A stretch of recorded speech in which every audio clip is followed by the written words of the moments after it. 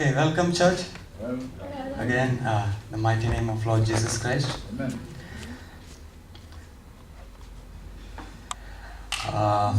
Thank you for giving this opportunity. Last time, Pastor, when he left for some other place, and then myself, Keith, and the likes of mine and Keith, and we were trying to give the message. So, thank you again for giving this opportunity. But I would like to again say that last time, when I preached or when I gave the message for the first time, the impact was so profound that attendance in the following Sunday dropped to 50%. So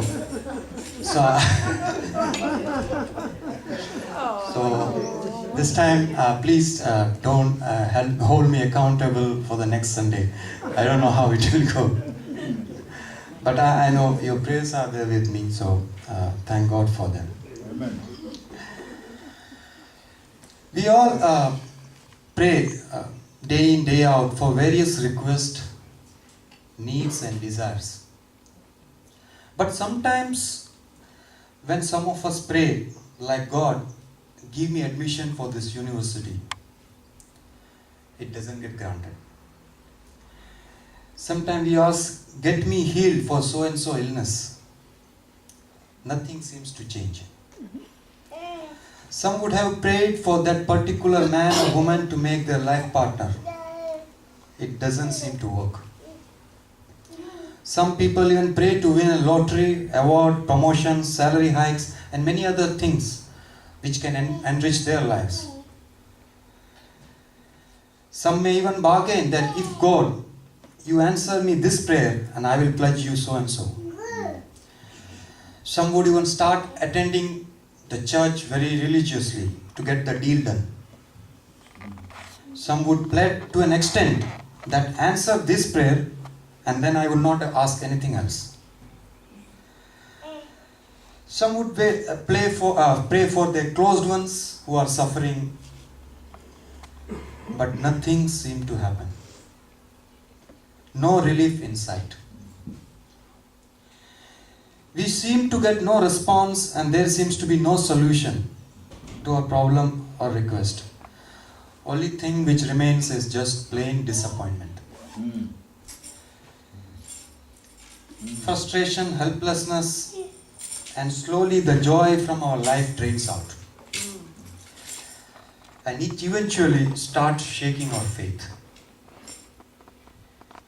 I have experienced such phase of life, and I'm sure most of you would have at some point of time. If not, don't get surprised if you have to face in future sometime.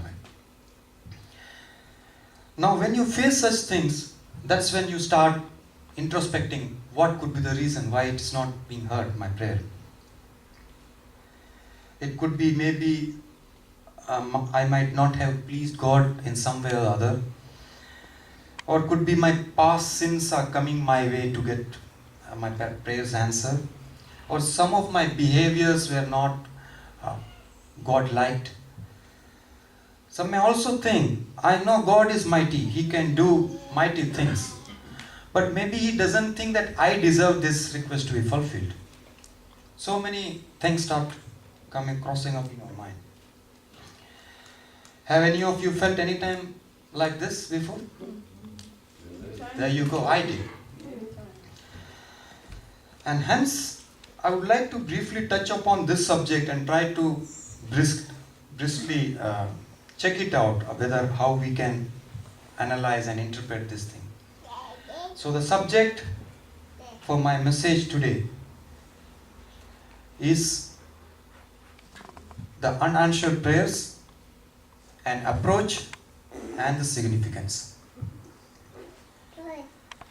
This is not the first time anybody has spoken in this subject, and I'm sure this will not be the last time as well. But still, since I have faced these things, so I wanted to put it across as my experience, how it shares and how I try to interpret and analyze them. Now, importantly, I wanted to put it across that I would like to believe we as our church members, they are all religious, righteous, and washed away of all sins. So I don't want to dwell into that aspect being a deterrent for not answering our prayers. Because we are all good, righteous people, godly people. For today's subject, I would split my message into two sections. One I have here, as you've seen.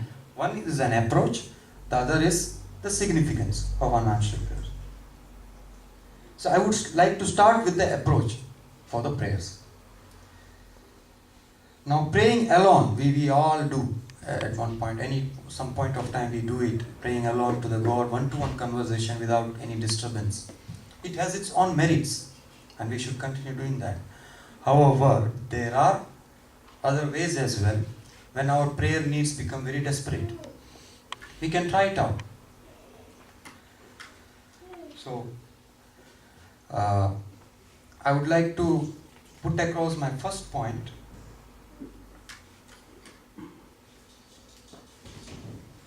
To the approach to the prayer. And first way which I would like to put across is pray together. Now it looks very simple which we do it, but what point which I am trying to put across is don't limit your burden to yourself.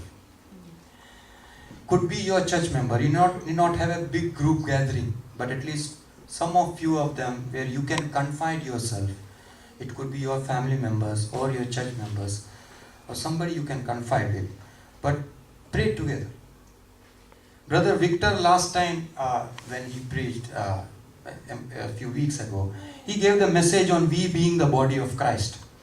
And hence praying together where body of Christ collectively pleads each cause before the throne makes a big difference.